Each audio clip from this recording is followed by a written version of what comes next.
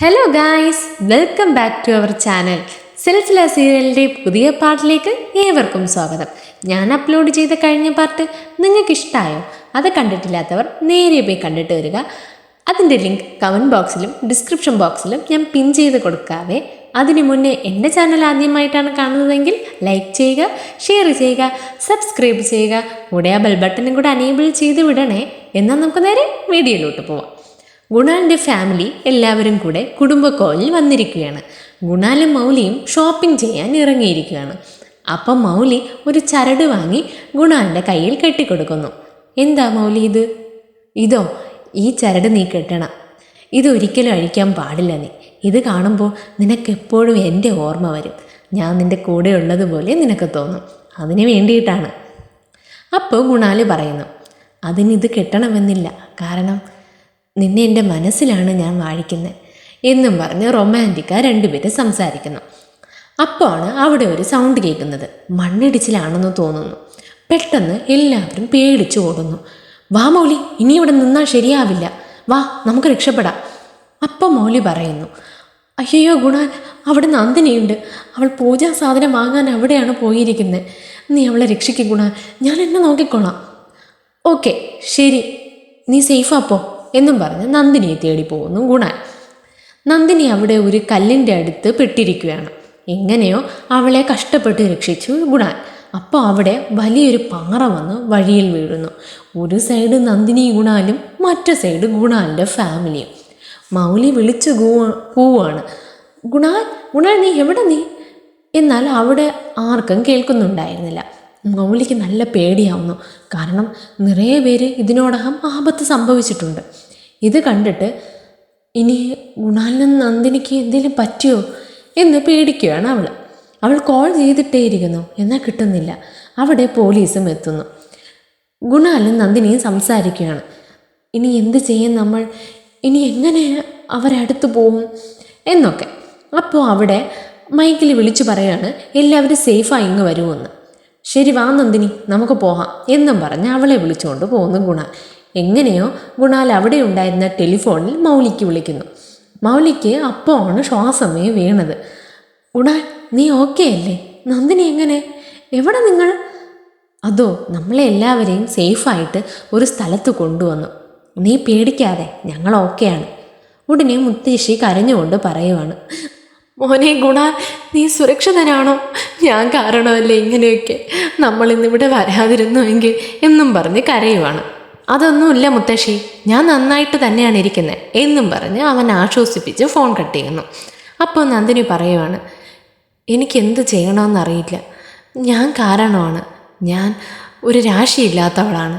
അതുകൊണ്ടാണ് ഞാൻ നിങ്ങളുടെ കൂടെയൊക്കെ വരുമ്പോൾ ഇങ്ങനെയൊക്കെ സംഭവിക്കുന്നത്. നിനക്കെന്ത് വട്ടാണോ? മുത്തശ്ശിയെപ്പോലെ നീയും തുടങ്ങാതെ. അതൊന്നുമില്ല എന്നവൻ പറയുന്നു. അതല്ല, ഞാനൊരു ശപഥം എടുത്തിട്ടാണ് ഇവിടേക്ക് വന്നത്. ഈ മല കയറി ഭഗവാനെ കാണണമെന്ന്. ഗുണാൽ തടുക്കുന്നു. പോകാതെ, ഇപ്പോൾ അതൊക്കെ വലിയ റിസ്ക്കാണ്. അതൊന്നുമില്ല, ദൈവം എന്നെ നോക്കിക്കോളും എന്നും പറഞ്ഞ് മുകളിലോട്ട് പോകുന്നു. അപ്പോൾ ഗുണാൽ, ഓക്കെ നീ പൊക്കോ, വാട്ടർ ബോട്ടിലെങ്കിലും എടുത്തോണ്ട് പോ. ഇല്ല ഗുണാൽ, ഞാൻ വ്രതത്തിലാണ്. പച്ചവെള്ളം പോലും ഞാൻ കുടിക്കില്ല. അതുമല്ല, ഞാൻ വെറും കാലിലാണ് നടന്നു പോകുന്നത്. പോകുന്ന വഴിയിൽ അവൾ കാലിൽ കല്ല് കുത്തുന്നുണ്ട്. അതും വെച്ചിട്ട് ഞൊണ്ടിയാണ് അവൾ നടന്നു പോകുന്നത്. എങ്ങനെയോ മൗലി ഒരു റൂം ബുക്ക് ചെയ്തു. അവിടെ മുത്തശ്ശിയും അമ്മായിയമ്മയ്ക്കും ഫുഡൊക്കെ വാങ്ങിക്കൊടുത്ത് നിൽക്കുമ്പോൾ അവിടെ ഒരു സൗണ്ട് കേൾക്കുന്നു. തിരിഞ്ഞു നോക്കുമ്പോൾ അവിടെ രാജദീപും മറ്റാ പെണ്ണിൻ്റെ കൂടെ കുഴഞ്ഞു സംസാരിക്കുകയാണ്. അവൾക്ക് വാരിയൊക്കെ കൊടുക്കുന്നുണ്ട്. ഇത് കണ്ട് എല്ലാവർക്കും നല്ല ദേഷ്യം വരുന്നു, പ്രത്യേകിച്ച് മുത്തശ്ശിക്ക്. ഇവൻ എന്തോന്ന് മനുഷ്യനാ, ഭാര്യ ജീവനോടെ ഉള്ളപ്പോൾ വേറെ ഒരു പെണ്ണിൻ്റെ കൂടെ. അയ്യേ, ഇവൻ നന്നായിട്ടിരിക്കുമോ? ഇവൻ്റെ അടുത്ത് ഞാൻ പോയി 4 പറഞ്ഞിട്ട് വരാം. അവൻ്റെ വാ അടപ്പിക്കണ പോലെ 4 പറഞ്ഞാൽ തന്നെ അവൻ്റെ ബുദ്ധി വരും എന്നും പറഞ്ഞ് ദേഷ്യപ്പെടുന്നു. മുത്തശ്ശി, അതൊന്നും വേണ്ട. അവൻ നല്ല മനുഷ്യനായിരുന്നേ അവൻ്റെ കൂടെ പോയി സംസാരിക്കാമായിരുന്നു. എന്നാൽ അവനൊരു മൃഗമാണ്. മുത്തശ്ശിക്കൊന്നും അവൻ മര്യാദ തരാനേ പോകുന്നില്ല. അതുകൊണ്ട് മിണ്ടാതിരിക്കും മുത്തശ്ശി. നന്ദിനിയാണെങ്കിൽ ഡിവോഴ്സ് ആവാൻ പോകുന്നു. അവൻ ഇനി ആരെ കൂടെ പോയാലും ആരെ കാര്യങ്ങൾ നോക്കിയാലും നമുക്കെന്താ എന്നും പറഞ്ഞ് സമാധാനിപ്പിക്കുന്നു. മൗലി വീണ്ടും ഗുണാലിനെ കോൾ ചെയ്യുവാണ്. നിങ്ങൾ എന്ത് ചെയ്യുവാണ്? ഫുഡൊക്കെ കഴിച്ചോ? ഞങ്ങൾ സേഫാണിപ്പോൾ.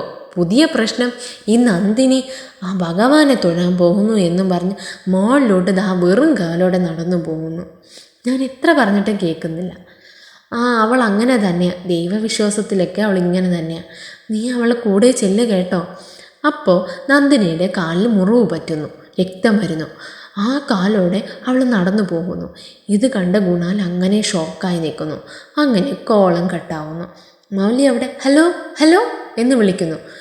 ഉടനെ നന്ദിനി, എന്താ ഇത്, കാല് നോക്ക്, മതി, പോകാൻ പറ്റില്ല ഇനി.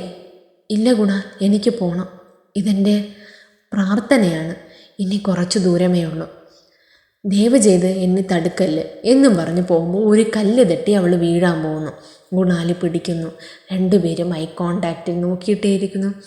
പെട്ടെന്ന് നന്ദിനി അവിടെ ഇരിക്കുന്നു. അവൻ അവളെ കാല് നോക്കി അവളെ കെയർ ചെയ്യുവാണ്. ആ മുറിവൊക്കെ തുടച്ചു കൊടുത്ത് നന്ദിനിയാണെ എല്ലാം മതി മറന്ന് അവനെ തന്നെ നോക്കിയിരിക്കുകയാണ്. അപ്പോൾ അവിടെ ഒരു ബാബ വരുന്നു.